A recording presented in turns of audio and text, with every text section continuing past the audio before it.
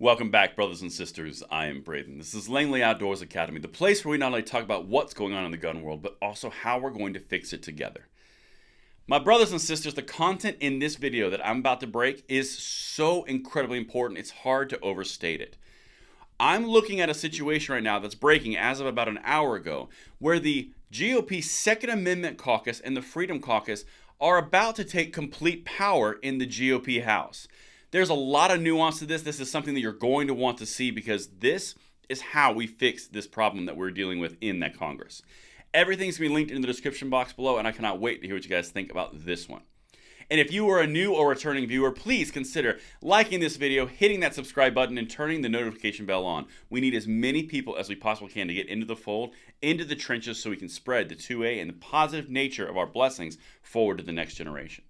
Thank you so much in advance for your consideration. But now, I'm going to say a quick word from our sponsor, XS Sights, and then we're going to hit it, and I cannot wait to show you this. Now, XS Sights is known for making the best sights in any light.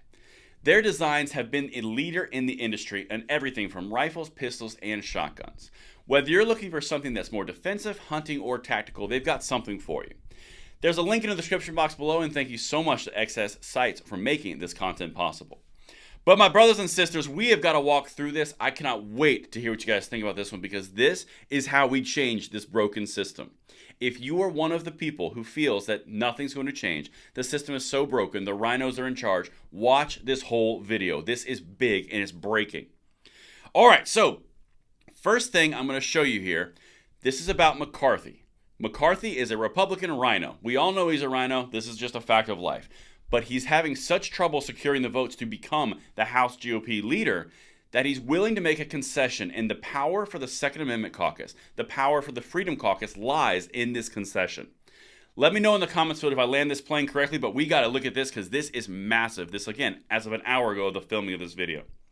McCarthy offers his critics a key concession in an effort to clinch House speakership.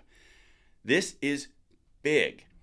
Because as we go through this, keep in mind, the big hullabaloo about the GOP leadership is that they're RINOs. They don't do anything conservative. They don't back up our Second Amendment rights. They don't do anything. Well, now they're about to lose the power to maintain their leadership if they don't do what the smaller portions of the caucus want, i.e. the Freedom Group and the Second Amendment Caucus.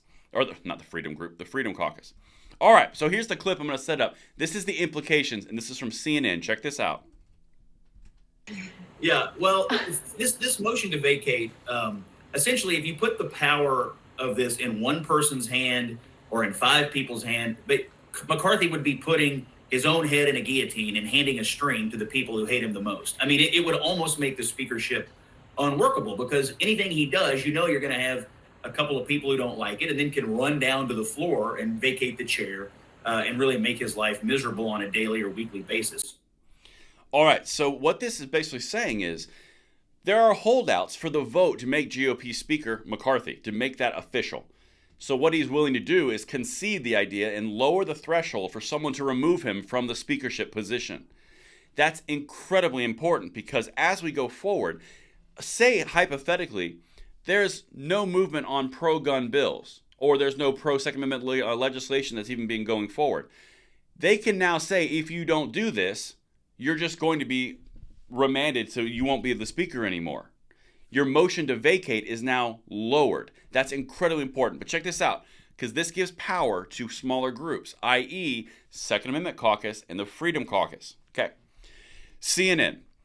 House Republican leader Kevin McCarthy has offered a key concession to critics for his bid for the House speakership during private conversations this week.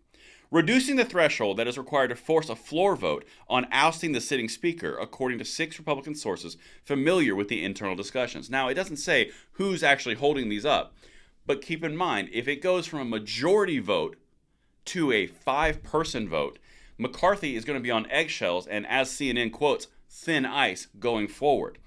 Now, you can imagine, from a Second Amendment or a Freedom Caucus perspective, they can now hold the feet to the fire of McCarthy as to say, you're not doing the conservative values we believe in, you're out the door.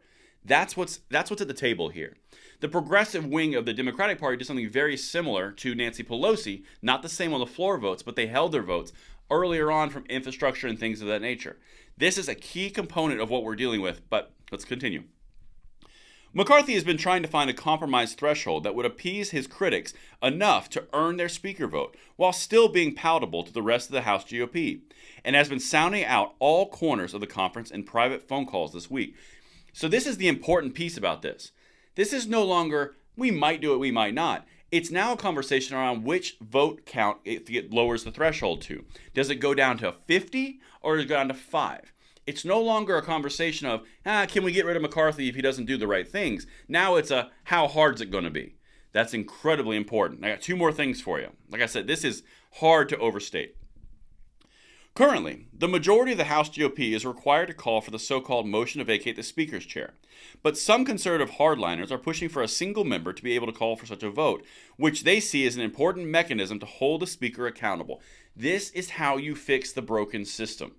You have a smaller amount of people who call people on the fire and on the carpet and on the rug, and they're actually held to account. If you don't go back to conservative principles, I'm just going to call a motion to vacate and get you out of the chair, and every single day and week you're going to have a vote to see if you stay Speaker or not. That's incredibly important, and it's the conservative elements that are doing this, i.e. the Freedom Caucus, i.e. the Second Amendment Caucus. This gives tremendous power to you and I. That's why it's such a big deal. And here's the last thing, then we'll go about our Friday. A compromise on the motion to vacate, which McCarthy previously said he would not budge on, could be key to unlocking the votes he needs to secure the speakership. And his willingness to negotiate on the issue also shows how desperate McCarthy is to seal the deal, even if it means giving away some of his power. Holding accountable, giving away some of his power, and making other individuals and smaller groups more powerful. McCarthy is desperate, and this is the way that it works. If you hold out, if you have a spine, and you hold someone's feet to the fire, you can put things like this in place.